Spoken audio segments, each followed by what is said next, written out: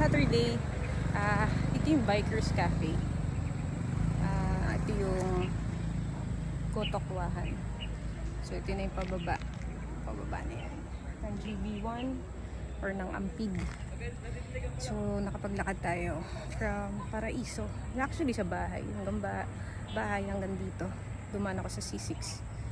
So yeah, Monday nakimo ako.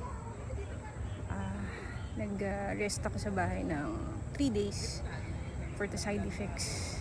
And I know mababa ang immune system namin kasi dahil pinapatay yung bad and good good and bad cells. So umiwas talaga muna tayo sa tao para hindi naman tayo mahawa ng anything. Pero ito, pinapalas natin yung immune system by walking, exercise. So ngayon alam na natin na mayroong place dito.